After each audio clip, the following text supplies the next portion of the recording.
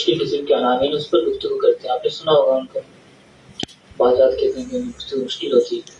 انشاءاللہ آپ حضرات کے لیے ان کو جو عنوان دیا ہے وہ ابتدائی قسم کا عنوان ہے. انشاءاللہ مشکل نہیں ہوگی. اچھا، ہمارا کچھ سبق چل رہا تھا اور بیچ میں کچھ اس میں پرانی بند کیجیے گا، ذرا انٹرنیٹ کا مسئلہ ہو جاتا ہے. لائیو چلا رہے ہیں نا، تو یہ آواز میری یہ کچھ زیادہ صحیح. ہم نے الحاد اور ملحدین سے متعلق بنیادی چیزیں پڑھی تھیں.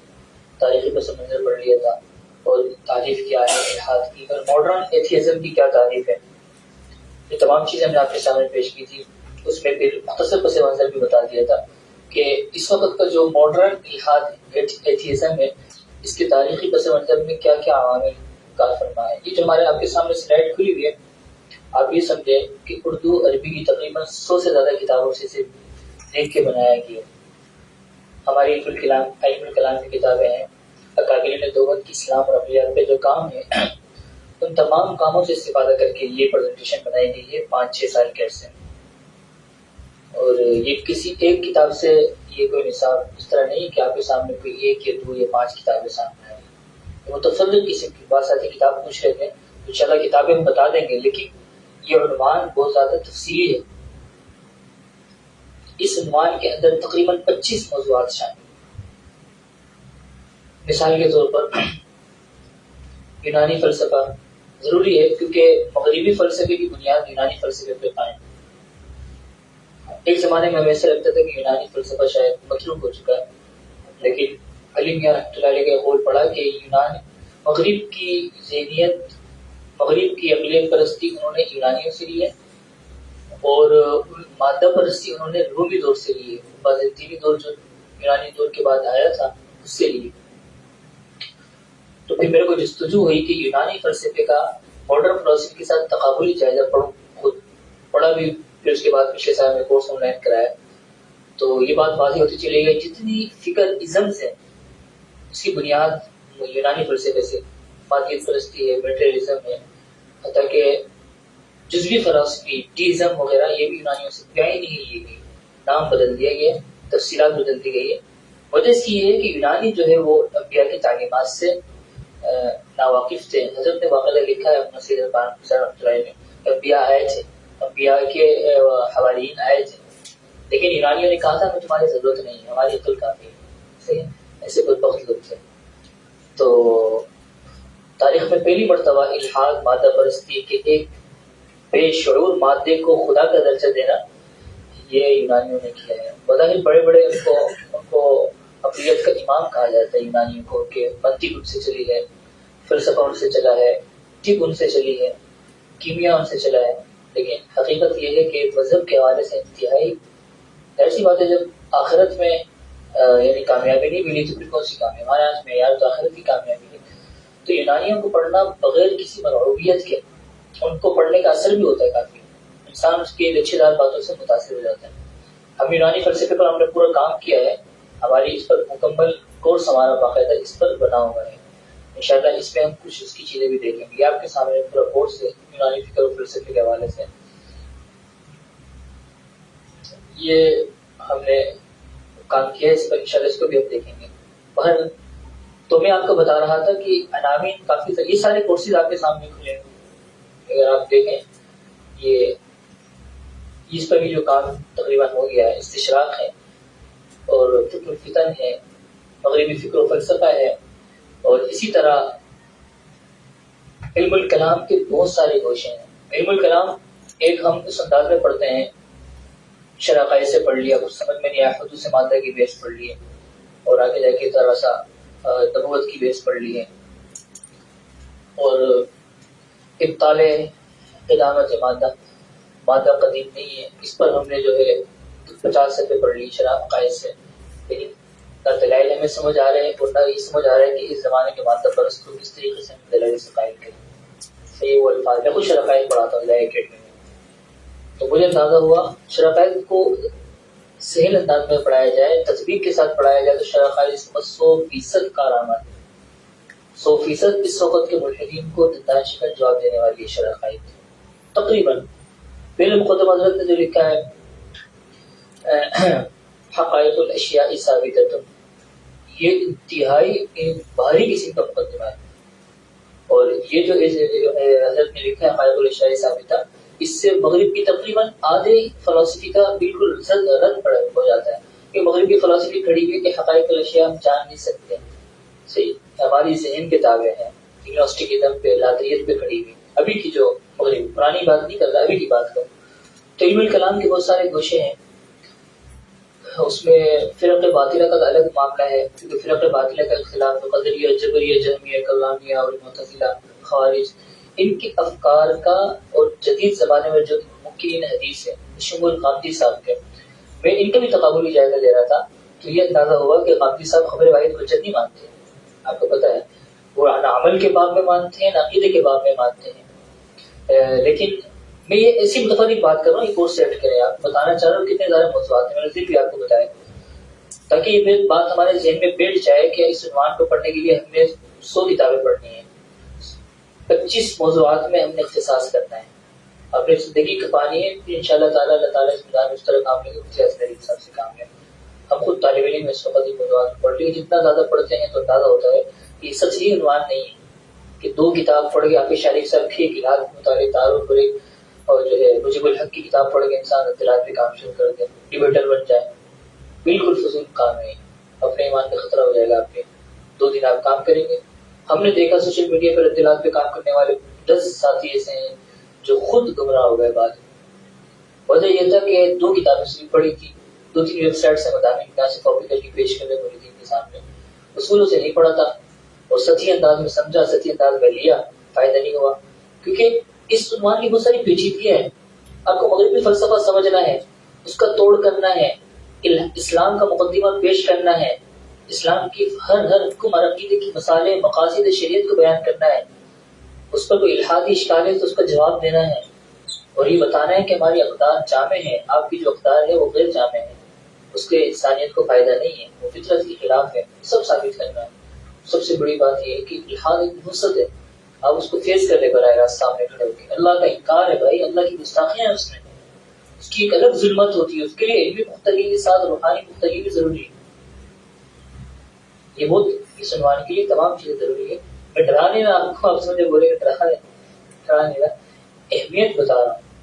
یہ وہی کام ہے جو امام غزالی رحمۃ اللہ علیہ نے چھٹی سے ہجری میں کیا تھا. اس وقت کے یونانی فلسفے کا زور اتنا تھا کہ ابن تیمیہ رحمۃ اللہ علیہ دیگر کتابوں میں پڑھا، انہوں نے کہا کہ ایسا لگتا تھا کہ اسلام اب گیا تو تب گیا. یعنی اخلیات اتنی زیادہ ہماری منقولات پر چسپا ہو گئی تھی، قرآن و حدیث کی روح فنا ہو چکی تھی تقریباً. علمی حلقوں میں ہمارے جو مدارس تھے اس وقت نظامیہ مدرسہ جو تھا بغداد کا، اقلیات پڑھائی جاتی تھی، بس قرآن و حدیث کی روح فنا ہو گئی تھی. یونانی فلسفے کا اتنا زور تھا. لوگوں نے کہا علم تو یہی ہے بھائی، یونانی فلسفہ ہے، وحی وغیرہ اس سے اعتماد ہٹ رہا تھا. تو امام غزالی رحمۃ اللہ نے تجدیدی کام کیا، اسی کو مکمل کیا. ابن تیمیہ رحمۃ اللہ علیہ ہے، علامہ احمدی ہے، امام رازی رحمۃ اللہ علیہ ہے. ہاں، 3 حضرات کا کام سارا ہوگا. بہرحال تو یہ ہمارے لیے ضروری ہے کہ ہم علم کلام کے 5 گوشے ایسے ہیں، ہم انشاءاللہ کو تذکرہ کرتے ہیں. اس کے علاوہ جو ہے بہت سارے عناوین ہیں وہ ہم نشان آگے لکھے ہیں. تو کتابیں بھی ہم نے تمام عناوین سے متعلق پڑھنی ہے. کوشش ہم نے کی، ہم نے وہ غور کیا کہ ایک نصاب تشکیل دیا جائے. جب نصاب تشکیل دے گے تو اس میں 50 کتابیں آ گئی. تو ہم نے کہا بھائی نصاب کو ہم طرح سائڈ میں رکھتے ہیں، اس میں مطالعہ تھی، کچھ کتابیں تدریس میں شامل کی ہوئی تھی. ایک آپ سمجھ لیں متن ہو گیا. مثال کے طور پر الحاد کے تعارف کے لیے الحاد جیسے مطالعہ بنیادی و باعث نے خود لکھی. استشراق کے حوالے سے استشراق نام کا رسالہ لکھ دیا اور پڑھا جاتا ہے، استعمال پڑھا جاتا ہے. الغزول فقہی کے دیگر مباحث، عالمگیریت ہے، تقابل ادیان ہے، عالم مذاہب عالم کی بحث ہے، تمام چیزیں. لیکن اس کے ساتھ ساتھ مطالعاتی نصاب بھی بنائے ہوئے. وہ تمام مطالعاتی نصاب کے نچوڑ ہم نے پریزنٹیشن میں شامل کر دیا، جس سے آپ کے سامنے بہت سارے عناوین متفرق لیکن مربوط ہے سارے. کیونکہ جب علوم آپ کے سامنے 25-30 قسم کے مبادیات علوم سامنے آ رہے ہیں تو پھر وہ عناوین بھی اس کے پھر بدلتے رہیں گے، لیکن ہوں گے مربوط سارے. اچھا، ہم نے تعارف پڑھ لیا تھا.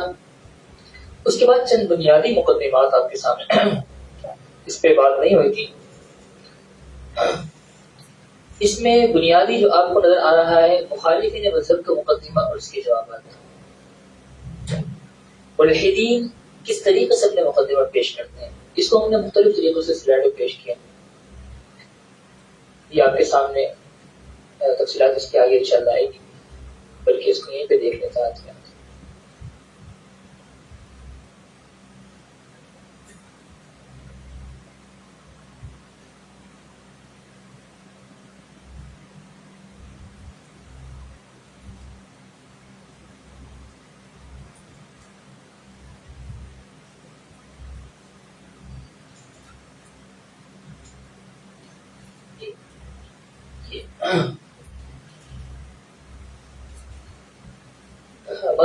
مذہب کے خلاف جو دور جدید کا مقدمہ ہے وہ اصلاً طریق استدلال کا مقدمہ ہے. یعنی اس کا مطلب یہ ہے کہ علم کی ترقی نے حقیقت کے مطالعے کا جو اعلیٰ ارتقاء یافتہ طریقہ ہے وہ معلوم کر لیا ہے. مذہب کے دعوے اور عقیدے اس میں پورے نہیں اترتے. کچھ چیز آپ اس میں غور کریں. جدید طریقہ مشاہدہ اور تجربے کے ذریعے حقائق کو معلوم کرنے کا طریقہ ہے. اب چونکہ مذہب کے عقائد ماوراء احساس دنیا سے متعلق ہونے کی وجہ سے تجربہ اور مشاہدے میں نہیں آ سکتے اور ان کے استدلال تمام تر قیاس اور استقرار پر مبنی ہے، اس لیے وہ غیر حقیقی ہیں. کہنا یہ چاہ رہے ہیں کہ مذہب کی بنیاد الحاد کو جو بنیادی مقدمہ ہے وہ یہ ہے کہ وہ یہ کہتے ہیں مذہب کا بنیادی جو استدلال ہے وہ اندھے اعتقاد پہ بنا ہے. اور ہمیں ملحدین سے سنا ہوگا کہ آپ کے پاس صرف اعتقادات ہیں. نبی نے کہہ دیا، خدا نے کہہ دیا، آپ اندھے گنگے بہروں کی طرح اس کے پیچھے کچھ عمل کر رہے ہیں. آپ کے پاس اعتقادات کے علاوہ کچھ نہیں. سدھا کر لو کہ زمین پہ آپ پڑ گئے. ملحدین کے الفاظ ہیں ان کو سمجھنے کے لیے طریقہ میں آپ کو بتا رہا ہوں. نیاز باللہ اس کی باتیں عام طور پہ کرنی بھی نہیں چاہیے، لیکن آپ الحاد کو سمجھ رہے. عبادت کا فلسفہ کیا ہے؟ اٹک بیٹھک کر رہے ہیں آپ. حج میں جا کے آپ کیا کر رہے ہیں؟ دوڑ. کیا فائدہ اس کو؟ پیسے بھی ضائع کر رہے ہیں. پیسے اگر آپ کسی این جی اوز کو دے دیتے ہیں، کسی رفاہی کام میں خرچ کر دیتے ہیں تو فائدہ ہو جاتا ہے. یہ ملحدین کا مقدمہ ہے کہ اندھے اعتقادات ہیں مذہب کے پاس. یہ آپ کو نظر آ رہا ہے. تو پہلا مقدمہ ان کا ہے کہ آپ کے پاس کوئی دلیل، ایسی دلیل جو عقل و فطرت کے مطابق وہ نہیں ہے. مادیت، ظاہر سی بات ہے الحاد صرف مادیت کو نظر آنے والی چیز کو مانتا ہے اور جو چیز اس کو نظر نہیں آتی وہ اس کو انکار کر دیتا ہے. آپ بتائیں کہ ہماری تمام چیزیں صرف اعتقادات پہ مبنی ہیں. ہمارے جو معاملات ہے، معاشرت ہے، مسائل ہے، فقہ کے مسائل ہے، اسی طرح سیاسیات ہے، اکنامکس، معیشت کے مسائل ہم جو پڑھتے ہیں تو صرف اندھے گنگے اعتقادات ہیں. ایسا ہے ہمارے ہر حکم کی، ہر چیز کی الحمدللہ ایک عقلی اور فطری پوری اس کا ریزن پیچھے موجود ہے. مقاصد شریعہ ایک باقاعدہ مدون علم ہے جس پہ کام ہو چکا ہے. علامہ شاطبی نے کیا، علامہ ابن عاشور رحمۃ اللہ نے کیا. اس میں ہر رکن ہر عقیدے کی مسئلے بتائی جاتی ہیں. بلکہ مصلیحت کیا کہ اس وقت مغرب خود مان رہا ہے کہ سودی نظام سے ہمارے ہاں کیا آتا ہے؟ عالمی بحران آ جاتا ہے. مغرب مان رہا ہے. اس لیے آپ کو پتا ہے کہ سودی طریقہ معیشت باقاعدہ پڑھی جاتی ہے یورپ میں، اور ہمارے حضرات جا کے یہاں سے وہاں پر لیکچرز دیتے ہیں. وہ اس پر کشش محسوس کر رہے ہیں اس انبار میں، کیونکہ سودی طریقے کو انہوں نے جھیلا ہے اور اس کا نقصان اٹھایا ہے. تو پہلا مقدمہ مالکیت کا مطابق مذہب صرف اعتقادات میں مبنی ہے. دوسرا مقدمہ الحاد کا وہ یہ ہے کہ یہ علم الطبعیات کی روشنی میں. تیسرا مقدمہ علم التاریخ کی روشنی میں، اور چوتھا مقدمہ علم النفسیات کی روشنی میں. یہ الحاد کے بنیادی مقدمات ہیں. علم الطبعیات کی روشنی میں کیا مقدمہ ہے؟ یہ آپ کے سامنے کچھ باتیں لکھی ہوئی ہیں، میں آپ کو مختصراً بتا دیتا ہوں. یہ مقدمہ ہے کہ پرانا جو انسان تھا وہ اس کے پاس علم نہیں تھا، سائنس نہیں تھی، تو لہذا جب کوئی آفت مصیبت آتی تھی تو وہ اس کو اس کی حقیقت نہیں سمجھتا تھا. علم تاریخ کی روشنی میں بھی یہ مقدمہ ہے. طبعیات کی روشنی، اب ہم نے ترقی کر لی طبعیات نے، سائنس نے، فزکس نے، تو لہٰذا ہمیں پتہ چل گیا ہے کہ زمین کیوں حرکت کرتی ہے، صحیح، زلزلہ کیوں آتا ہے، سیلاب کیوں آتا ہے، تو لہٰذا ہم نے تمام قوانین کو دریافت کر لیا، اس کی تسخیر کر لی. طبیعیات کا مطلب ہے فزکس. تو لہٰذا اب ہمیں خدا کی ضرورت نہیں ہے. پرانے انسان کے پاس سائنس نہیں تھی.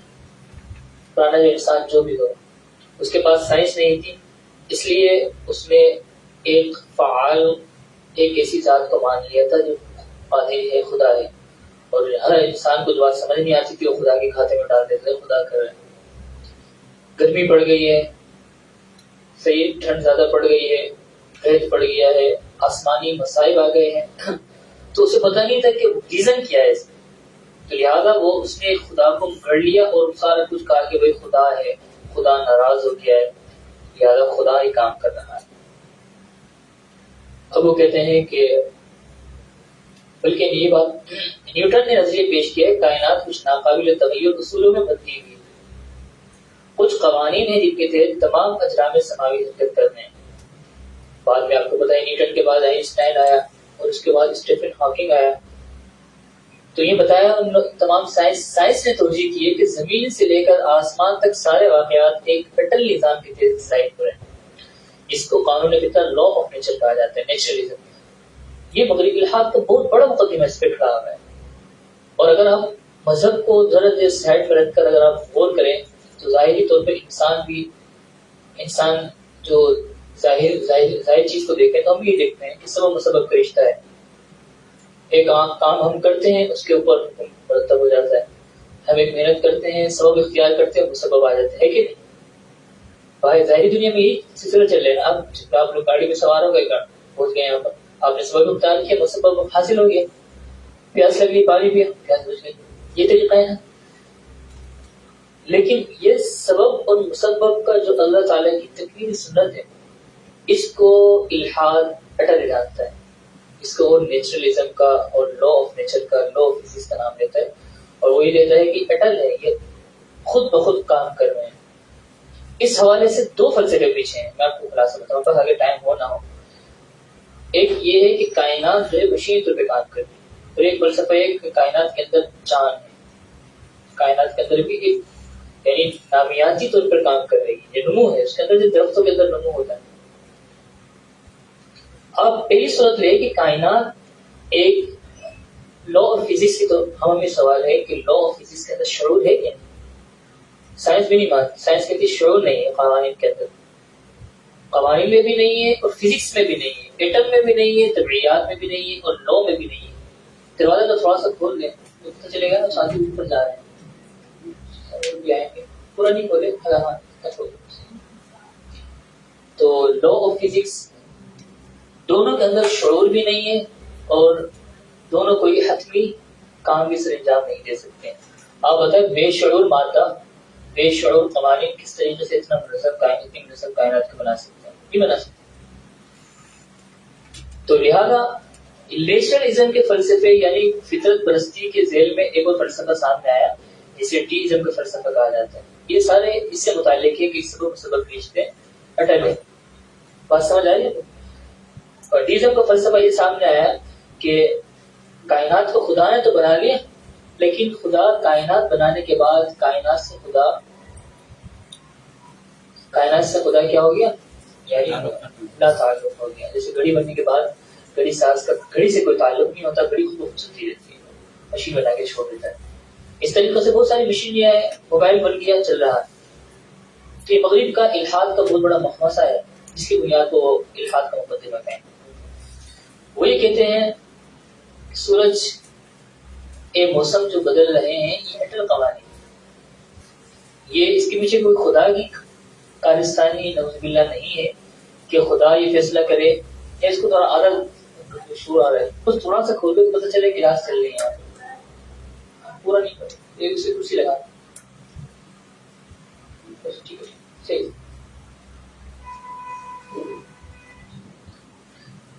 تو یہ علم طبیعیات کی روشنی میں الحاد کا مقدمہ ہے. آپ اس ڈیپ میں گہرائی میں جائیں تو میں پڑھ رہا تھا حقیقت خدا کی کتاب ہے لنگریسن کی، تو حملہ انگریز کی، تو اس میں انہوں نے فطرت پرستی پہ کافی تفصیلات کے ساتھ لکھا اور کہا ہے کہ تقریباً الحاد کا مقدمہ اسی پہ کھڑا ہوا ہے. سائنس بھی نیچرلزم کو ہی پیش کرتی ہے. بلکہ سائنس نے اس کا فروغ دیا ہے. اور سائنس اور مذہب کا کیا تعلق ہے آپس میں کیا ہے وہ بات کریں گے. لیکن یہ ہے کہ ظاہری طور پر سائنس اسی چیز کو فروغ دے رہی ہے کہ سبب مسبب کا رشتہ ہے، جبکہ اس کے مقابلے میں اسلام اور مذہب کا مقدمہ جو ہے وہ اس بات پہ کھڑا ہوا ہے کہ سائنسی قوانین جو ہے فزکس کے قوانین ہے وہ اٹل نہیں، اللہ تعالیٰ کے ارادے میں موجود ہے. امام بخاری رحمۃ اللہ علیہ نے یہی جو فلسفہ بیان کیا ہے دعوت الفلاسفہ میں کہ سبب کے بعد اللہ چاہے تو مسبب وجود میں نہ آئے. معجزات کا تصور ہمارے یہاں اسی وجہ سے. معجزات میں کیا ہوا؟ سبب پایا گیا، یعنی آگ پائی گئی، لیکن ابراہیم علیہ السلام آگ میں نہیں جلے. ایسے ہی تو معجزات کا ہمارا عقیدہ ہے، جبکہ الحاد کا مقدمہ یہ ہے کہ اگر خدا نے بنایا بھی ہے خدا کا کوئی تعلق نہیں. پہلا مقدمہ تو یہ تو خدا ہے ہی نہیں. قوانین خود بخود بن گئے، ایٹم خود بخود بن گئے اور کائنات خود بخود بن گئی اور خود بخود چل رہی ہے. یہ ہے علم الطبعیات کی روشنی میں الحاد کا مقدمہ. مشکل تو نہیں ہو رہا الحاد؟ تو جہاں بھی آپ کو الحاد سمجھنا ہو، ملحدین کی نفسیات سمجھنی ہو، تو آپ نیچرلزم کا مطالعہ کریں، فطرت پرستی کا. یہ ساری باتیں میں نے آپ کے سامنے اس کا خلاصہ آپ کو بتا دی. بلکہ آگے جا کے ڈیوڈ ہیم بہت بڑا فلسفی ہے، اس نے کہا گھڑی تو ہم نے بنتے ہوئے دیکھی ہے، کائنات بنتے ہوئے بھی نہیں دیکھی، تو لہذا گھڑی کے پیچھے گھڑی ساز ہو سکتا ہے لیکن کائنات کے پیچھے تو خدا نہیں. ڈیوڈ ہیم نے کہا ہے، بڑا فلسفی ہے یہ کا. دیکھا کس طریقے سے بتدریج لوگ خدا کے انکار تک پہنچ گئے. دوسرا فلسفہ ہے علم النفسیات کی روشنی میں، بلکہ علم التاریخ کو پہلے لے لیں.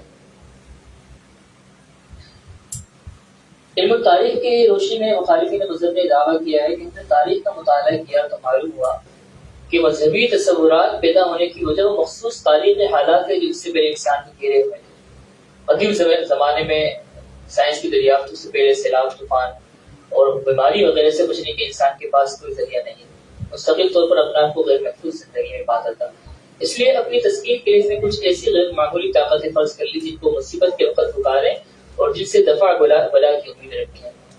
اس طرح سماج کے اندر باہمی پیوستگی پیدا کرنے اور منفذ کے بہرحال یہ وہ علم و طبیعت سے ملتا جلتا مقدمہ ہے. الحاد کا مقدمہ یہ ہے کہ مذہب بات کی چیز ہے. الحاد پہلے تھا، مذہب انسان میں بعد میں گڑا ہے.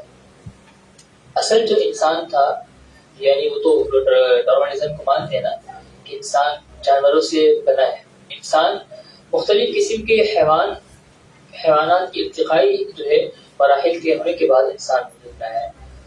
تو آپ پیچھے چلے جائیں، جتنے پیچھے جائیں گے وہ پرانا انسان اتنا زیادہ مذہب سے دور اور غیر متمدن آپ کو نظر آئے گا. ظاہر سی بات ہے، جانوروں سے نکلا ہے تو مذہب تو ایک ایڈوانس چیز ہے نا ہماری نظر میں، اس میں جو تعلیمات ہے. پرانے انسان تو غاروں میں رہنے والا تھا، پتھر کی ضرورت تھا، تو اس کے پاس تعلیم بھی نہیں تھی. اور پیچھے چلے جائے تو مکمل جانور تھا، خواہ وہ بندر تھا خواہ کچھ بھی تھا، وہ اس پہ بات نہیں کرتے.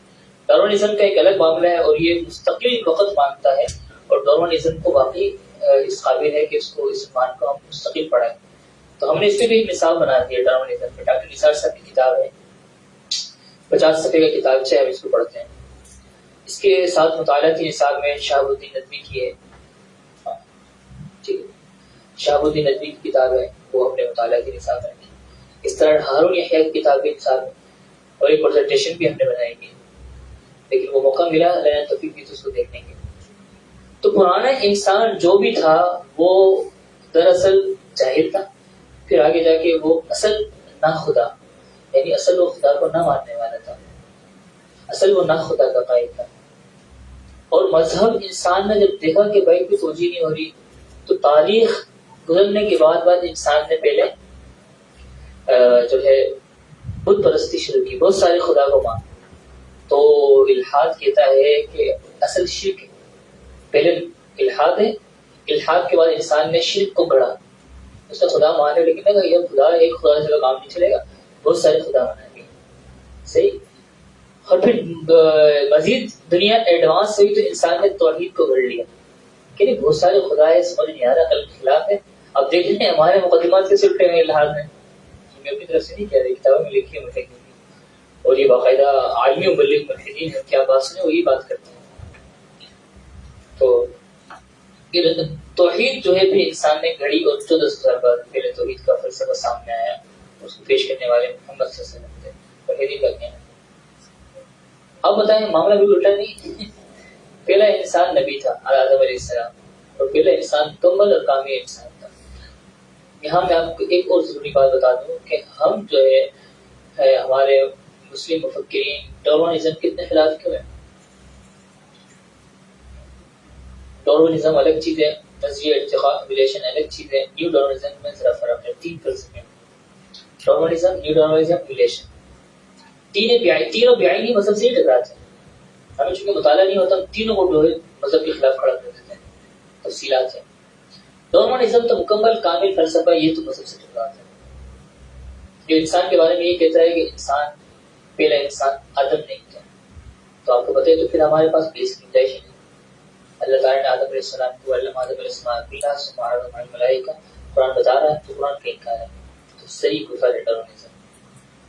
ارتقاء اس میں بہت تفصیلات ہیں. بعض چیزیں اس کی تھیوریاں مذہب سے خلاف ہیں, مذہب اس حوالے سے ساکت ہے. بعض چیزیں ایسی ہیں جس کے حوالے سے ہم خود ابھی اس وقت باقاعدہ ہمارا مشورہ چلتا رہتا ہے کہ نصوص اس کے خلاف ہے یا نصوص خاموش ہے. نصوص خلاف ہے تو ہم کیا کریں گے, اس حوالے سے پھر مذہب کا مقدمہ پیش کریں گے.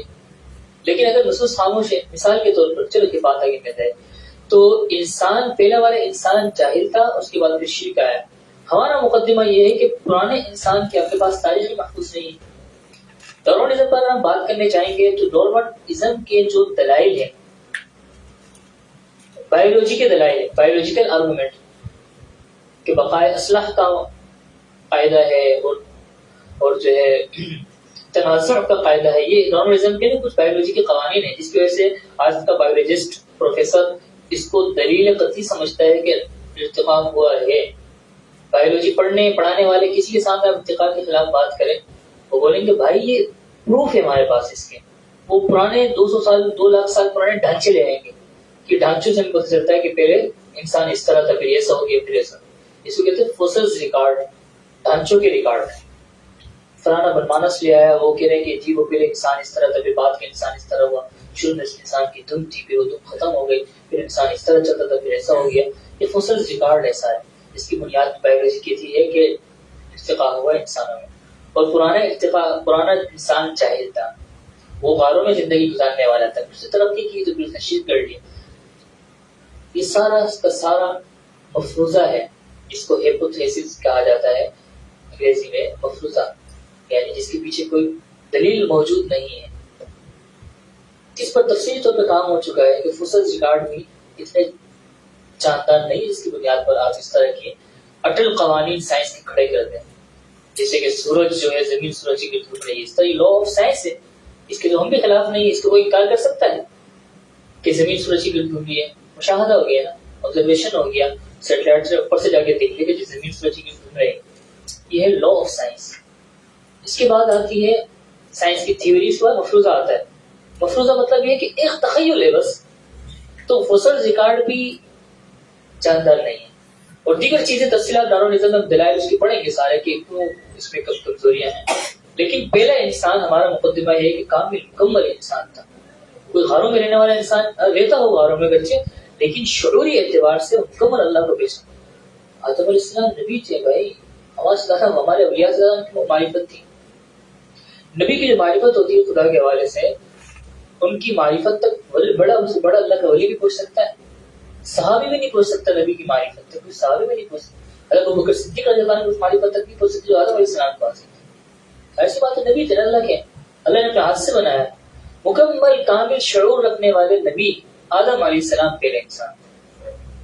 پہلا انسان مکمل کامل مذہبی تعلیمات جو اس وقت اللہ تعالیٰ نے دی تھی وہ لے کر آئے, شریعت لے کر آئے تھے. احکامات اللہ تعالیٰ کی طرف سے وحی ہوتے تھے باقاعدہ, زمین میں ان کو اتارتے. یہ ہمارا مقصد. تو اصل توحید جو آدم علیہ السلام لائے, آدم علیہ السلام توحید لائے تھے, نعوذ باللہ شرک کی تعلیم پیش کی تھی انہوں نے, توحید لائے تھے. بعد میں نوح علیہ السلام کے جانے کے بعد لوگوں نے ان کے مجسمے بنا دیے. قرآن مجید میں ہے نا, کیا کیا نام ہے ان کے, یعوسا و یعوق نصرا, اس طرح جو ہے بت پرستی وہاں سے شروع ہوئی ہے. پھر شرک اس کے بعد آیا, اور الحاد تو ہمیں بہت بعد میں نظر آیا. اور الحاد ہمیں 500 سال بعد ہی نظر آیا. الحاد کی تاریخ بہت مختصر ہے، وہ 5 سال پرانی، بس ایک منظم الحاد جو ہے. باقی غیر منظم الحاد یا تاریخ میں کوئی جزوی الحاد کی صورت میں نظر آتی ہے، وہ یونانیوں کا نظر آتی ہے، لیکن وہی منظم نہیں تھا. 50 فلسفی ہے، کوئی خدا کا تصور کچھ نہ کچھ ان کے ہاں تھا، لیکن اس طرح منظم تحریکی طور پر الحاد ہمیں تاریخ میں کبھی نظر نہیں آیا. میں نے آپ کو پہلے سبق میں بتایا تھا کہ اصل تاریخ جو ہے بتاتی ہے کہ اصل جو ہے مذہب ہے، الحاد نہیں ہے. انسان شروع سے مذہب کا فالوورز رہا ہے. تو دلیل تاریخی ہے، اس پر گفتگو کی اور تفصیلات کی ضرورت ہے. ہم تاریخی قرائن سے بات دیکھتے ہیں کہ انسان کی سب سے پرانی تاریخ کتنی ہے؟ 5000 سال پرانی تاریخ بابل ہمارا اسلام میں رکھیں گے. بابل عراقی تہذیب پرانی ہے بہت، مصری تہذیب فرعونی تہذیب سے بہت پرانی، جس کے تاریخ میں کتابوں میں ملتا ہے. وہ مذہب کو فالو کرنے والی تہذیب، وہاں انبیاء کی تعلیمات. بات تو صرف بات بالکل یکسر مختلف ہے جو الحاد پیش کر رہا ہے. پرانی ہم تاریخ دیکھ لیں، پرانی تاریخ ہمیں ساری ایسی ملتی ہے جس سے ہمیں پتہ چلتا ہے کہ وہاں کا انسان مذہب کو فالو کرنے والا تھا. اور قرآن ہمیں بتاتا ہے کہ اصل جو پہلا انسان آیا وہ مذہب کو فالو کرنے والا ہے. تو مذہب اصل ہے، الحاد بعد میں آنے والی چیز ہے، عارض ہے. یہ ہمارا پتہ ہے. اور الحاد کا مقدمہ یہ ہے کہ الحاد اصل ہے اور تاریخی عوامل کی وجہ سے، طبعیاتی عوامل کی وجہ سے، نفسیاتی عوامل کی وجہ سے. میں آپ کو بتا دوں سائیکولوجی کی روشنی میں الحاد کا مقدمہ کیا ہے، پیچھے یہ ابھی آ رہا ہے، پڑھیں گے اسے. تو اس طرح سے انسان نے سمجھ گئے آپ. یہ آپ کے سامنے کی تفصیلات انشاءاللہ پیش کریں گے. یہ جو علم تاریخ کی روشنی میں الحاد جب اپنا مقدمہ پیش کرتے تو ڈائریکٹ ڈارونزم کی طرف چلے جاتے ہیں، وہ ڈارونزم کی بات کرتے ہیں اور وہ اس طرح پیش کرتے ہیں. اور آپ کو میں ایسی بات بتاؤں، یہی موقع ہے کہ ڈارونزم پڑھا جائے، لیکن پھر ہمارا موضوع آگے پیچھے ہو جائے گا. پھر 5 ہمارے سیشن ڈارونزم پر فائدہ نہیں ہوگا. ہمارے جو بایولوجی پڑھانے والے پروفیسر ہوتے ہیں مسلمان اپنا آپ کو کہتے ہیں، لیکن وہ ڈارونزم سے بہت متاثر ہوتے ہیں. میں ایولیشن کی بات نہیں کر رہا، ارتقاء کی بات، جزوی مسائل کی بات نہیں کر رہا، ڈارونزم کی بات کر رہا ہوں جو کہتا ہے کہ آدم پہلے انسان نہیں تھے. آپ سوچیں مسلمان اس عقیدے کو رکھنے کے بعد کتنا اس کے یعنی ایمان کا خطرہ ہے کہ نہیں. قرآن کی آیتوں کا انکار ہے نا کہ آدم پہلے انسان تھے، آدم انسان تھے، قدم آسمان سے زمین پہ اتارا. تو ہمیں کوئی خامخواہ مذہب، اچھا تاثر یہ دیا جاتا ہے کہ ملاؤں کو یا جو رد الحاد پہ کام کرنے والے مفکرین ہیں وہ دراصل جاہل ہیں، ان کو بایولوجیکل آرگومنٹ سے آگاہ نہیں ہے، ان کو پتہ نہیں کہ کتنی ریسرچ ہو چکی ہے جس ڈارونزم ثابت ہو چکا ہے. یہ تاثر دیا جاتا ہے. تو یہ تاثر دیا جاتا ہے کہ جس طرح کے کیتھولک عیسائیوں نے سائنس کے خلاف رویہ شروع کر دیا تھا نا جہالت کی وجہ سے، تو آج کا مولوی بھی کام کر رہا ہے. ڈارونزم کو پتہ ہی نہیں، اسے پتہ ہی نہیں ڈارونزم کیا کہتے ہیں. یہ بھی ایک پروپیگنڈا ہے. ہماری بات نہ کرے، جو ریسرچر ہیں جنہوں نے ڈارونزم پر لکھا ہے، بڑے بڑے پی ایچ ڈی ہے جنہوں نے فزکس پی ایچ ڈی کی، وہ ساتھ کہتے ہیں ڈارونزم کی پروف مکمل نہیں، ناقص ہے. اور ڈارونزم مفروضہ ہے، تھیوری بھی نہیں ہے. چیز ہے کہ آپ اس کو قانون تک پہنچائے، اور چیز ہے کہ اس کا عقیدہ بنائے. سائنس کا تو عقیدہ کانسیپٹ نہیں ہوتا، لیکن وہ عقیدے والا معاملہ کیا عقیدے کو تو سائنس نہیں مانتی نا، عقیدے یہاں تو مذہب کے یہاں ہوتا ہے. تو انشاءاللہ اس پر علم النفسیات کی روشنی میں یہ آپ کے سامنے چیز آئی تھی. تیسری چیز کی علم النفسیات. علم النفسیات کی روشنی میں کیا مقدمہ ہے الحاد کا؟ یہ مقدمہ ہے، اس میں ایک مشہور فلسفی ہے فرائڈ، نام آپ نے مختلف کتابوں میں جگہ میں آپ نے پڑھا، فرائڈ نہیں لکھا، فرائڈ نہیں. یہ ایک واحد فلسفی ہے کہ جس کا بڑا اثر ہے مغربی فکر پہ. جیسے میں آپ کو سمجھانے کے لیے کہوں، دیوبندی فکر میں حضرت محمد صاحب رحمۃ اللہ علیہ کی فکر، ان کی کتنا اثر ہے کہ نہیں؟ الحمدللہ. تو اسی طرح الحادی فکر مغربی تہذیب پر فرائڈ کی فکر کا بہت ہی گہرا اثر ہے. اسی طرح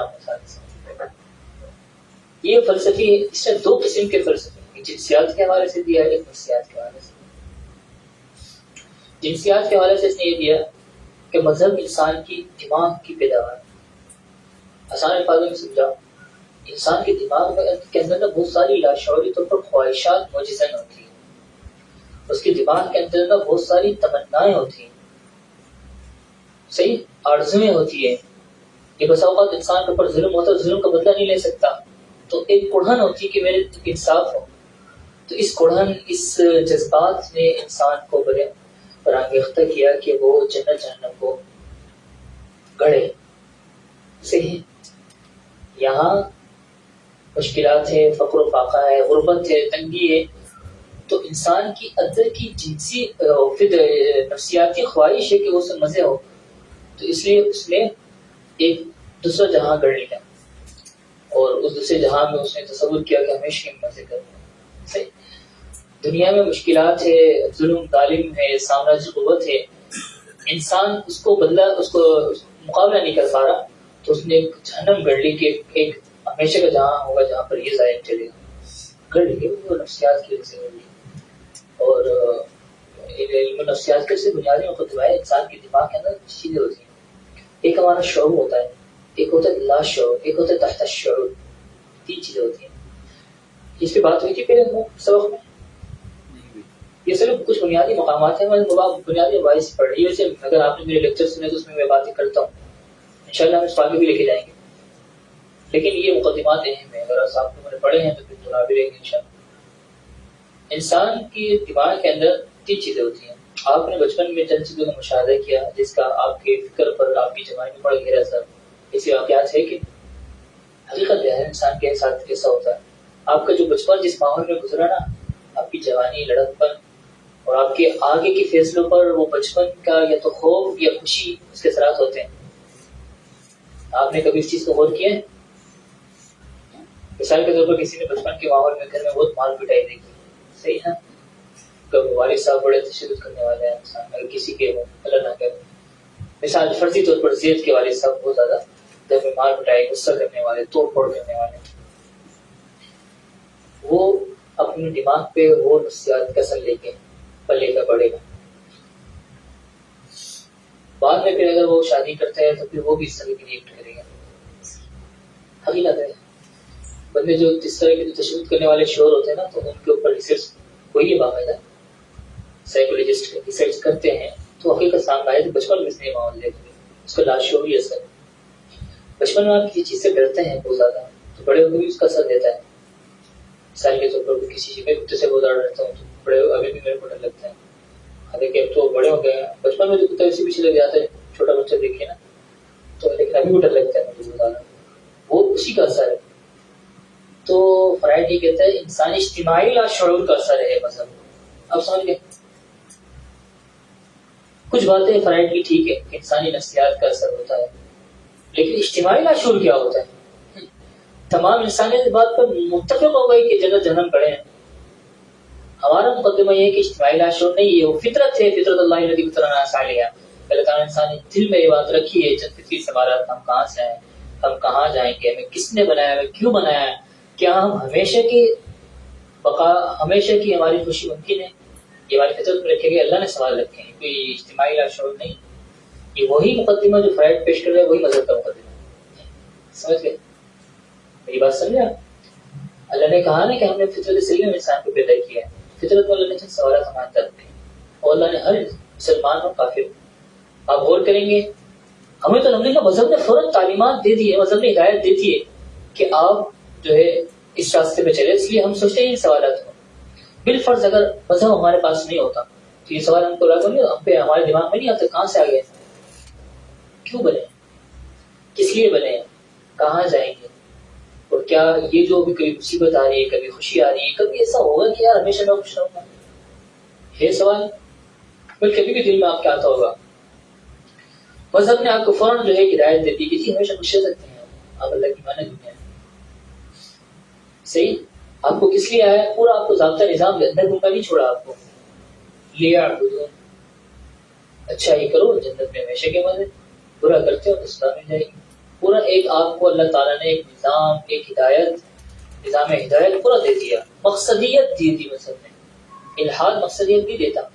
الحاد آپ کو بالکل اندر گھنگا بہرا کر کے آپ کو دنیا میں وقت گزرواتا ہے، جس کی وجہ سے مجھے خودکشی بھی کرتے ہیں. سب کچھ مل گیا، اب کیا کریں گے، مرنے کے علاوہ کچھ نہیں، مرنے کا آگے کیا ہے کچھ نہیں پتا. ایک ریبوٹ، ایک ڈیوائس بھی بنائی جاتی ہے تو اس کا بھی مقصد ہوتا ہے، یہ اس میں ہم کہتے ہیں اسلام کے کیا فائدے ہیں، یہ ہمارا نے پڑھا تھا. پہلے سبق میں خیر یہ ہمارے پاس عنوان ہے، اس پہ پڑھیں اسلام کے کیا خاصیات ہیں، کیا فائدے ہیں، اور مذہب کے کیا فائدے ہیں، اس پہ پھر آپ یہ چیز پڑھتے ہیں. چل رہا ہے مذہب کے کیا فائدے، الحاد کے کیا نقصانات ہیں، معذرت فائدے نہیں نقصانات، تو اپنے اس کی بات سلائڈ بنائیں گے. تو اس میں ہم یہ پڑھاتے ہیں کہ مذہب الحاد کو مقصدیت نہیں دیتا. الحاد انسان کو بالکل تصور کریں کہ آپ کے سامنے کوئی ہے نہیں کہ آپ نے جینا مرنا، آپ نے کھانا پینا ہے اور چند خواہشات پوری کرنی ہے اور مر جانا ہے. صحیح؟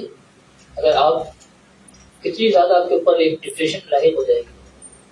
ایک ڈیوائس بنتی ہے، ایک لیپ ٹاپ بنتا ہے، اس کا ایک مقصد ہوتا ہے نا کہ جس نے 4 سال ورک کرے گا یہ آپ کے یہ کام آئے گا، اس کے بعد پھر یہ آپ کا مقصد یعنی کسی کے کام آ رہا ہے. جانور کے بھی بظاہر کوئی مقصد ہے، اس کو ہم کھا جاتے ہیں، اس سے فائدے لے لیتے ہیں. انسان کا کیا مقصد ہے؟ انسان جانور بھی کام آ رہے ہیں، کسی کے کام نہیں آ رہے. جو لڑتا پڑتا ہے چنگی کرتا ہے، کس کے کام ہے؟ کسی کی مقصدیت میں استعمال ہو رہا ہے انسان، بظاہر تو نہیں ہو رہا. کیا فائدہ؟ اپنا ہی فائدہ حاصل کرتا ہے، گھر بناتا ہے، کماتا ہے، گاڑیاں لیتا ہے. تو جانور کے بھی کوئی مقصد ہے بھائی جس سے آپ لوگ فائدہ لے رہے ہو، آپ کس کے فائدے میں آ رہے ہیں؟ تو اب یہاں فلسفہ بتاتا ہے وما خلقت الجن والانس الا لیعبدون. مقصدیت الہاد آپ کو جانوروں سے بھی نہیں چلے جاتا. الہاد آپ کو جانور کا بھی کوئی مقصد ہے، اس کے اون حاصل کریں، اس سے آپ جو ہے کپڑے بنائیں، اس کے اون سے آپ جو ہے اس کی گوشت کو استعمال کریں، آپ اس کی فلانی چیز سے فلانا بنائیں، یہ سارا استعمال ہے اس کا. ہل چلائیں، اس سے آپ سارا مقصد ہے. انسان کا کوئی مقصد. بہرحال جب ہم علم تاریخ علم نفسیات کی روشنی میں بات کرتے ہیں تو یہ تمام چیزیں ہم کے سامنے پیش کرتے ہیں کہ ہمارے اندر اللہ تعالیٰ نے جنت جہنم کو تڑپ رکھی ہے، آخرت کی مقصدیت کی یہ فطرت میں انسٹال کی گئی ہے اللہ کی طرف سے. اور یہی وقت مذہب الدین حنیفہ فطرت اللہ التی فطر الناس علیہ، یہ حق اللہ کے وجود کی دلیل ہے. ہر انسان کیوں آخرت کی مذہب کی جو ہے مذہب کی طرف لپکتا ہے، اس بات کی دلیل ہے مذہب اللہ نے فطرت میں رکھا ہے. فطری اللہ کے وجود کی طرف انسان کیوں لپکتا ہے؟ کیوں اکثریت شروع سے انسانی تاریخ سے شروع سے اب تک اللہ کو ماننے والی ہے. اگرچہ وہ شرک کے قائل ہو لیکن خدا کو گاڈ کا مانتے ہیں. ہندو بھی گاڈ کا مانتا ہے، اس کے ہاں بھی گاڈ کا تصور ہے، اگرچہ مورتی ہے ایمان ہے انسان. تو مذہب کا کانسیپٹ، خدا کا کانسیپٹ یہ اللہ نے فطرت میں رکھے. تو اس کو فطرت میں رکھنے کا مطلب یہ نہیں ہے کہ لاشعور کا نتیجہ ہے. دیکھا آپ نے، یہ کہا جاتا ہے مغالطہ. اور یہ مغالطہ ہے کہ حق بات کو دجل فریب کے ساتھ بالکل جو ہے وہ اس کو اسی دلیل کو مذہب کی دلیل کو پھر مذہب کے خلاف استعمال کیا جائے. بہرحال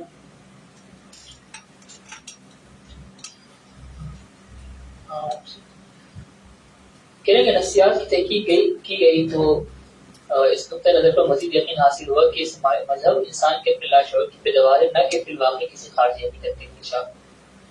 یہ مغربی فلسفے لکھتے ہیں خدا کی حقیقت اس کے سوا کچھ نہیں کہ وہ کائناتی سطح پر انسان کی ہستی کا ایک خیالی انعکاس ہے. دوسری دنیا عقیدہ انسان کی اپنی آرزوؤں کی خوبصورت تصویر ہے، سے زیادہ حقیقت نہیں رکھتا. وہی الہام محض بچپن میں دبے ہوئے خیالات کا ایک غیر معمولی اظہار نہ ہو سکتا. مستشرقین آپ علیہ السلام طالب باز کرتے ہیں کہ آپ نے قرآن آپ کی ذاتی آپ کے خیالات کا مجموعہ ہے. آپ غار ہرا میں جا کے مراقبے کرتے تھے، وہاں کے اندر خیال آیا کہ یہ چیز اصلاح ہونی چاہیے، تو پھر آپ اس سے زیادہ پڑھن کی وجہ سے پھر آپ نے وہ خیالات وہ قرآن کی صورت میں پیش کر. استشراق کا عنوان بہت ضروری ہے، اہم تو مستشرقین کے اعتراض کہ وہ ملحدین جو ہے مستشرقین سے چیزیں لیتے ہیں. تو امید ہے کچھ آپ کے سامنے تین چیزیں آگے ہوئی.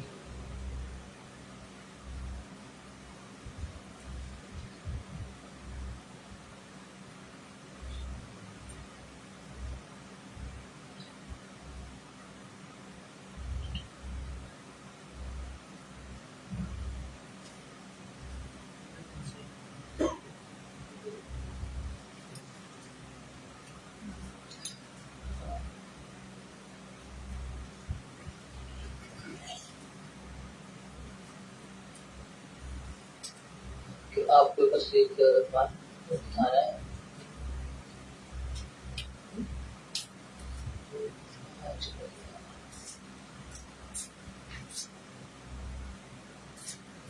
چیزیں بھی ہو جاتی ہیں.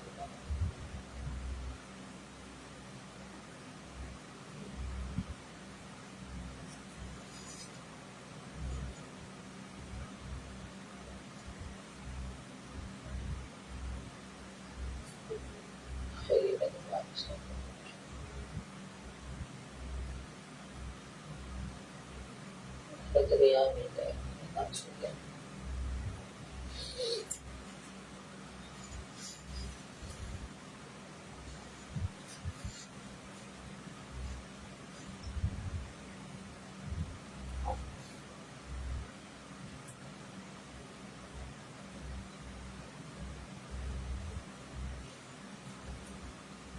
باہر آنے اسی کو دیکھنا چاہیے.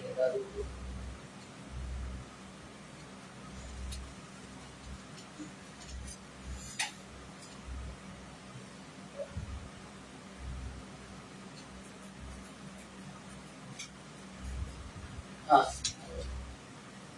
جیسے یہ آپ کے سامنے کچھ چیز آئی تھی پھر سبب میں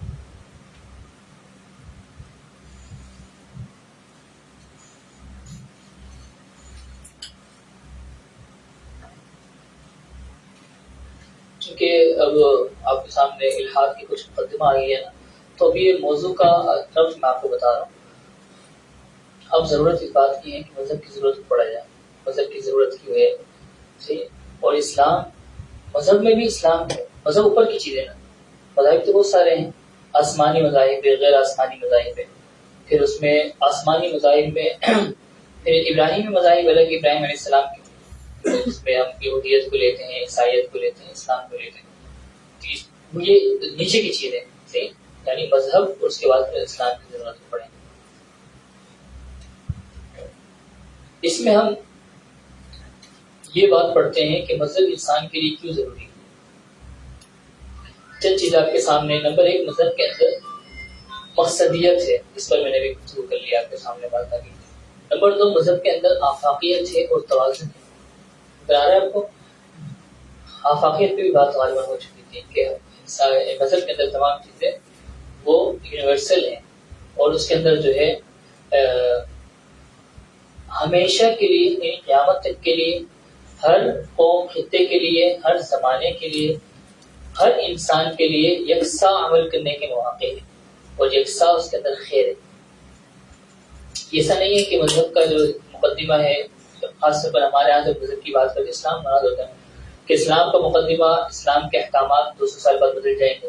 اسلام کے حکم پاکستان والوں کے لیے الگ ہے، ہندوستان میں رہنے والوں کے لیے الگ ہے. ایسا نہیں. جبکہ انسانی دماغوں نے جو نظام بنائے ہوئے، جو مختلف قسم کی فکریں بنائی ہوئی ہے، اس میں ایسا ہے. ٹھیک. اگر جمہوریت کی بات کریں تو جمہوریت کے 10 قسم کے اس کے جو آپ کہہ لیں صورتیں ہیں، اس کی 10 ایڈیشن ہے جمہوریت کے. پتہ ہے آپ کو چین میں الگ قسم عجیب سی جمہوریت ہے، سوشلزم ٹائپ کی کوئی جمہوریت ہے. یورپ میں برطانیہ کی جمہوریت الگ ہے، وہ بادشاہی نظام سے ملتی ہے، وہاں ملکہ برطانیہ ہوتی ہے، ابھی بھی ہے. امریکہ کی جمہوریت الگ ہے. صرف میں نے ایک جمہوریت کی مثال دی آپ کے سامنے، ڈیموکریسی کی. تو انسانی فکر کے بنے ہوئے نظام، یہ جو عملی سیاسی نظام کی بات ہے، فکری نظام میں تو ہزاروں قسم کے اختلاف ہوتے ہیں. انسانی عقل جس طرح متفاوت ہے، تو اسی طرح انسان کے بنائے ہوئے فلسفے، ریشنلزم کی بنیاد پہ بنے ہوئے مذہب، جو کہ مذہب نہیں ہے، الحاد ہے، اس کی بھی 100 صورتیں ہیں، بدل جاتے ہیں وقت کے ساتھ زمانے میں. اسلام میں ایسی کوئی چیز نہیں.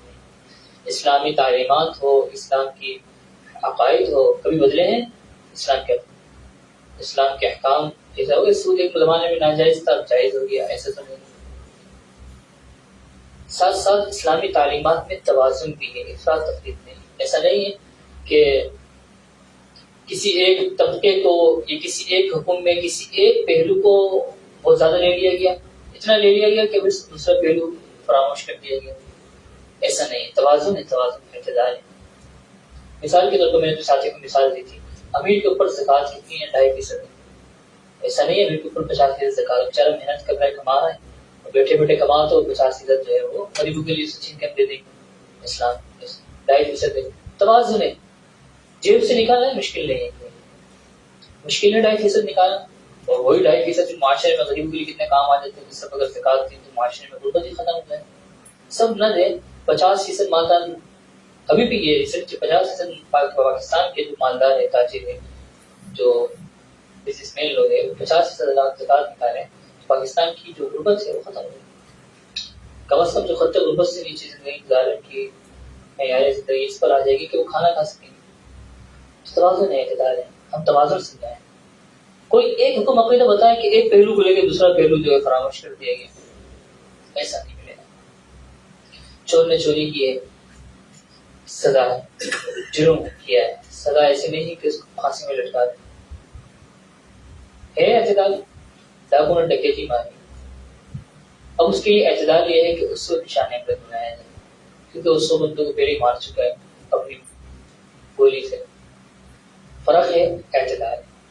چور کے معاملے میں نہیں لیا گیا کہ وہ اس چوری کی سولی پہ لٹکاؤں، کہ ایک پہلو کو لے لیا سزا کے پہلو کو، اور جو ہے انتقام کے پہلو کو، جنایت کے پہلو کو، اور چور کو جو ہے بالکل اس کے جینے کا حق ہی چھین لیا. ایسا نہیں. تو یہ ہے توازن. اسلام کا ہر حکم عقیدہ آپ اس کے اوپر رکھ سکتے ہیں. فطری ضرورت ہے. مذہب جو ہے انسان کی فطری ضرورت ہے. فطرت میں نے آپ اس پہ بھی بات کی ہے، انسانی فطرت کا تقاضا.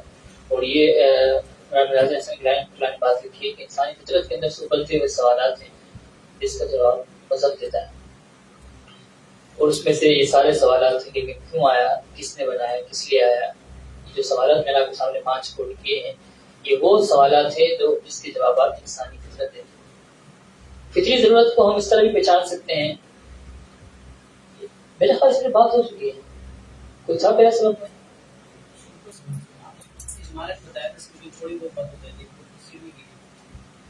یہ ٹاپک بہت اہم ہے. ہم جب پہلے فیس کرتے ہیں نا مرید کو، بعد اس بات کی مذہب کیوں، وہ کہتے ہیں الہاد کیوں. اور اوقات یہ مقدمات اگر اچھی طرح رکھیں، مرید کو چھوڑے ہو تو سیدھی آدمی ہے. ایک ایسا نوجوان جو اسلام سے سائڈ میں کٹ رہا ہے، یونیورسٹی کالجز کا میں پڑھنے والے ہمارے بھائی، یا ایسے ہیں جنہوں نے کوئی مدرسہ مسجد دیکھا نہیں ہے، ماڈرن طبقہ، یا تو تشکیل کا شکار ہو رہا ہے نوجوان، مذہب سے باقی ہو رہا ہے. سوشل میڈیا چلاتے ہیں، آپ کو اندازہ ہے نا کہ فضا کیسی دنیا ہے اس وقت. ہمیں تو جو سوشل میڈیا چلاتے ہیں ہم اس کو نہیں بولتے کہ بھائی یہ ہو رہا ہے، ہم تو سوشل میڈیا چلا رہے ہو، دیکھ رہے ہو کہ آپ سمجھ چکے. تو ایسے نوجوان کے سامنے آپ مذہب کی یہ ضرورتیں رکھیں گے تو وہ سوچنے والا ہو جائے گا. تو اتنے سائنس میں مذہب کو نہیں چھوڑے گا. یہ ٹاپک اس لیے ہے، میں اس کا ہم نے الگ سے سلائڈ بنا دی.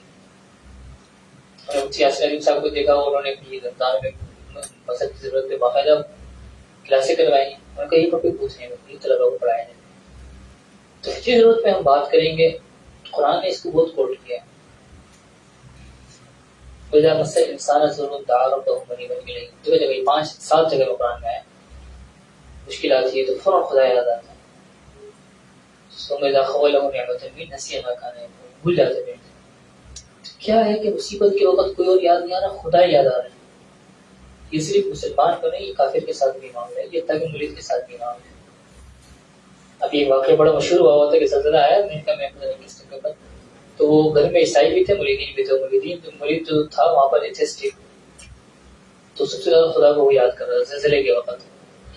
تو کیوں؟ تو اس نے کہا بھائی مجھے خدا پتہ نہیں کہاں سے زبان پر آ گیا. ہمارے سائنس میں کالم لکھا ہوں میں 3-4 سال پہلے.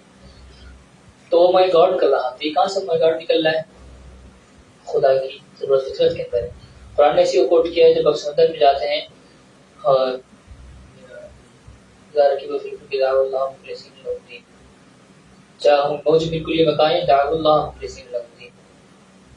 لیکن جب سمندر ساحل میں آتے ہیں پھر اللہ کو بھول جاتے ہیں. جو فطری ضرورت ہے انسان کی، فطری ضرورت پہ کہنے کی، اس کو کیا مثال دینے کی کہتے ہیں ہم کہ انسان کی جب یہ فطری ضرورت نہیں ہوتی تو پھر مذہب کو چھوڑا ہوا انسان خودکشی کر لیتا ہے. فطرت پوری نہیں ہوتی نا انسان کی تو پھر انسان بے چین ہو جاتا ہے. اور وہ بے چینی بھی آخری درجے کی بے چینی ہوتی ہے، اور اس بے چینی کا کوئی علاج نہیں ہوتا. انسان اپنی فطرت کے خلاف نہیں جا سکتا. وقتی طور پر شہوات کے لیے فطرت کے خلاف ورزی کر سکتا ہے، لیکن فطرت کے خلاف ورزی پر نظام قائم نہیں ہو سکتا کوئی انسانیت. یہ اللہ نے دنیا کا، کائنات کا ایک تکوینی نظام بنایا ہے. تو لہٰذا فطرت کے خلاف ورزی الحاد اگر کر رہا ہے تو پھر وہ انتہائی تباہی کا شکار ہے. فطرت کے خلاف ورزی کر رہا ہے، مذہبی احکامات کو چھوڑ رہا ہے، مذہب کو چھوڑ رہا ہے. تو اس وقت یورپ میں ایک انسان کا ہوا ہے، شادی نکاح نہیں کر رہے، وہ کہہ رہے کہ بھائی الحاد کہہ رہے نکاح کی ضرورت نہیں ہے، نکاح کے بغیر آپ باہر پرستی جنسی تعلقات قائم کرو، 3 سیکس کریں. تو پھر بس نکاح کی پابندی کیوں؟ فطرت کے خلاف ورزی کی ہے. پیچھے سے بچے نہیں آ رہے ان ممالک میں، آبادی کم ہو رہی ہے، بوڑھے بڑھ رہے ہیں، نوجوان کم ہو رہے ہیں. ملک وہ کہہ رہے ہیں کہ 200-300 سال بعد تو ہمارے ملک میں لوگ نہیں ہوں گے، گلیوں میں کتے بلے گھومیں گے. پریشان ہو گئے، آفر کر رہے ہیں کہ آپ شادی کریں تو ہم آپ کا خرچہ اٹھائیں، کر نہیں رہے. فطرت کے خلاف ورزی ہو گئی. اسی طرح فطرت کے خلاف ورزی ہو گئی. سب سے زیادہ گراف ملحدین کے ممالک میں ہے، الحادی ممالک میں ہے، جہاں پر خودکشی کے گراف سب سے زیادہ ہے. اور ایون اسلامی دنیا، تمام اسلامی دنیا میں خودکشی میں آپ گراف دیکھ لیں، ایک ملک لے لیں جاپان یا دیگر جہاں پر اسلام نہیں ہے، مذہب نہیں، جاپان کا ایک کافی، ایک ملک کافی. کیا وجہ ہے کہ مسلمان انتہائی غربت میں، انتہائی مشکلات میں بھی خودکشی نہیں کرتا، اور انتہائی مالدار ملک کا پہلا اور آخری آپشن خودکشی ہوتی ہے. جاپان میں باقاعدہ ایک جنگل بنا ہوا ہے، پڑھا آپ نے کہانی میں کہ وہاں پر باقاعدہ لوگ جاتے خودکشیاں کرتے ہیں. اتنی خودکشیوں کے کیسز تھے کہ حکومت تک آ گیا، کوئی چھلانگ مار رہا ہے، کوئی یہاں گر رہا ہے، وہاں گر رہا ہے، کوئی جنگل بنا دیا وہاں جا کے مر. یہ میں وضاحت نہیں کر رہا، گوگل میں سرچ کرنا. اسی طرح مشینیں بن گئی ہیں خودکشی کرنے کے لیے کہ آپ کو آرام دہ انداز میں مرنے کے لیے. کس کی فطرت کے خلاف ہے. مذہب انسان کی فطرت پوری کرتا ہے. اگر انسان کی فطرت پوری ہوتی ہے تو اس میں غربت ہو، مشکلات ہو، ٹینشن ہو، خودکشی نہیں کرے.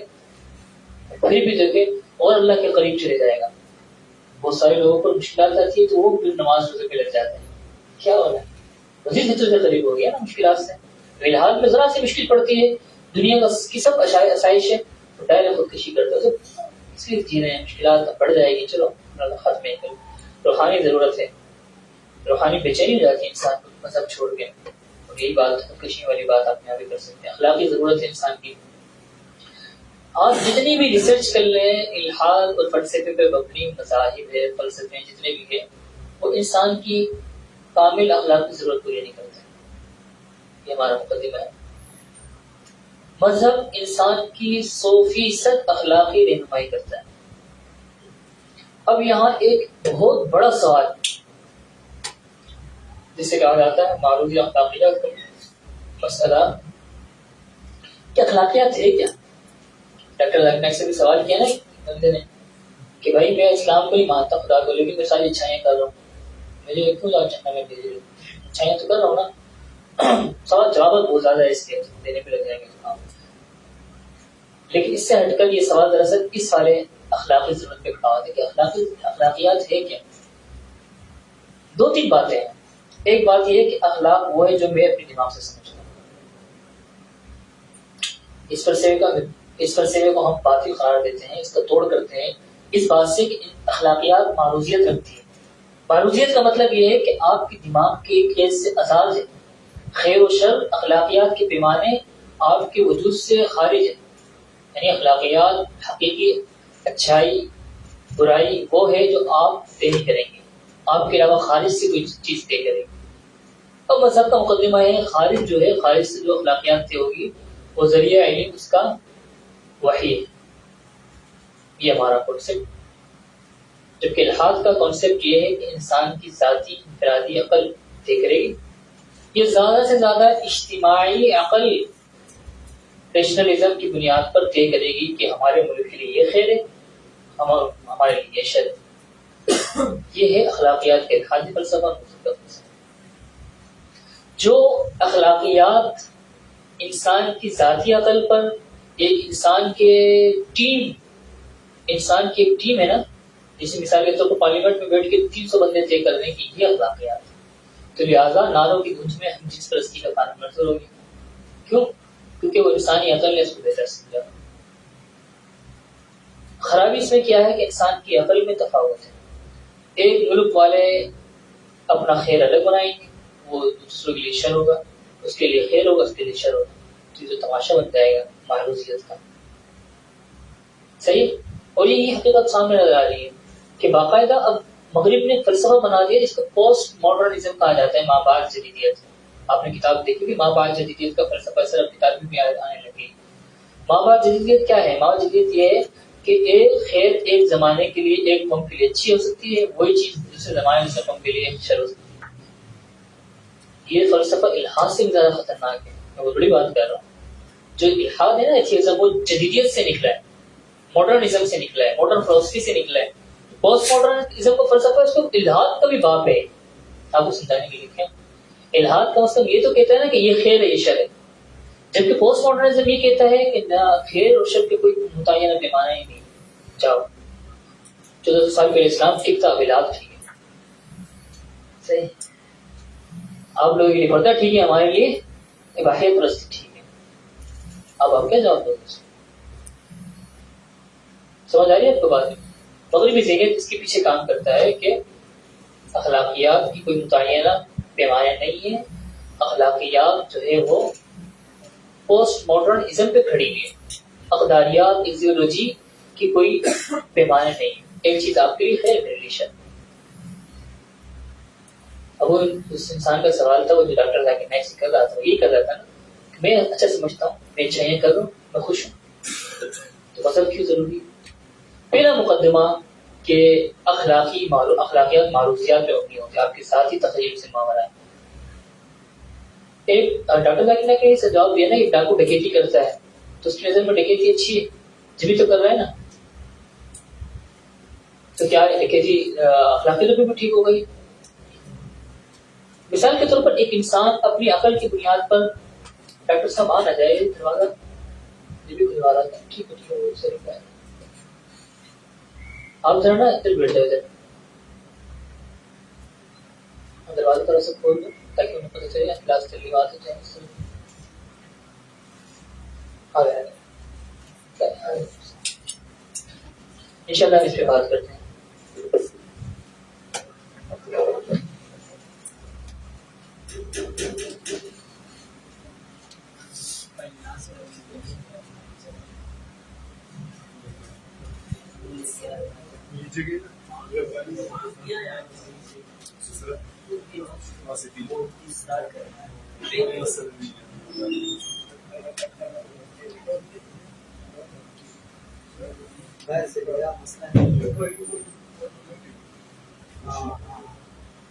خادم کو بول پانی ہے، چلیے خادم کو بدل خادم لے آئے.